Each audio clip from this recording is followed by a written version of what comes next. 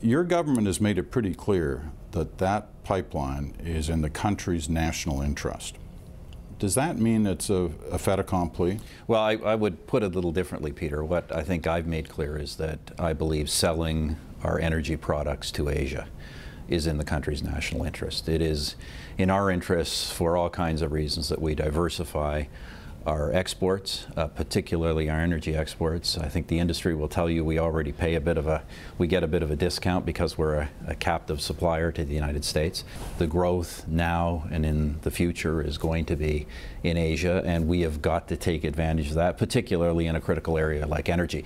Now, I don't endorse specific projects. Obviously, there's a regulatory process. We want that process to happen on a timely basis, but that process has to be thorough and has to judge projects on their own merit. Well, let me just get, first of all, on the regulatory basis. If that panel puts down an assessment that this is not a good route and that it's not the way it should happen, does that necessarily mean you accept that recommendation? Well, obviously we'll always take a look at the recommendations. We take the recommendations of environmental reviews very seriously. And this government has in the past changed projects or even stopped projects if reviews were not favorable or indicated that changes had to be made. So we'll take a close look at what the conclusions are. My main concern, Peter, with the regulatory process is that it be done on a timely basis. We can't have processes that are just filibustered endlessly. That is not in anyone's interest. It's not fair to the proponent. It's not fair to the country.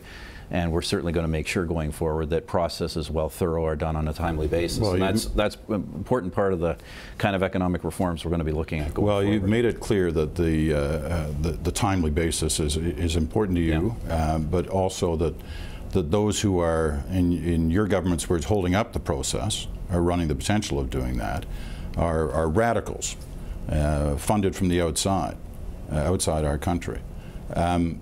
How many are we talking about? Are you talking about all those who oppose? No, of course obviously there's people who oppose things for various reasons, but I am concerned, the government is concerned, that our processes are subject to extraordinary delay, and they're increasingly vulnerable to foreign money coming in for the sole purpose of delaying the process.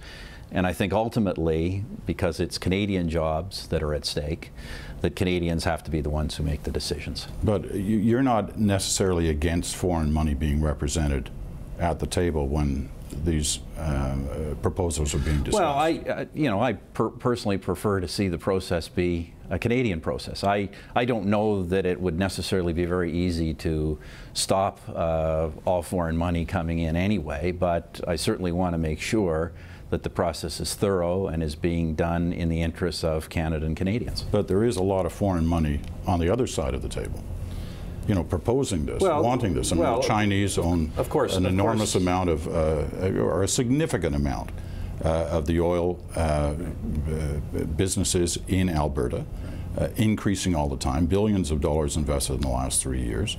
They very much want this pipeline. Well, look, we encourage foreign investment, not just in the energy sector, but in the Canadian economy generally. But we want to be sure that when we have a review process and make a decision here in Canada, that decision is made by Canadians for Canadian reasons. But you don't see a double standard, though, and no, I don't. Kind of targeting the environmental groups who may receive some foreign money, and while on the other side. Look, I think, Peter, it's one thing in terms of whether Canadians, want jobs, to what degree Canadians want environmental protection. These are all valid questions. But just because certain people in the United States would like to see Canada be one giant national park for the northern half of North America, I don't think that's part of what our review process is all about. Our process is there to determine what the needs and desires of Canadians are. You would agree that Canada spent a lot of money in the United States lobbying on behalf of the Keystone XL pipeline, the other pipeline heading down. Absolutely. That was okay. Yeah, no, look, I don't object to foreigners expressing their opinion, but I don't want them to be able to hijack the process so that we don't make a decision that's timely or in the interests of Canadians. Let me ask one more question about the whole issue. And by the way, we've said, of course, in the United States, ultimately the Americans, have a right to make the decision they make.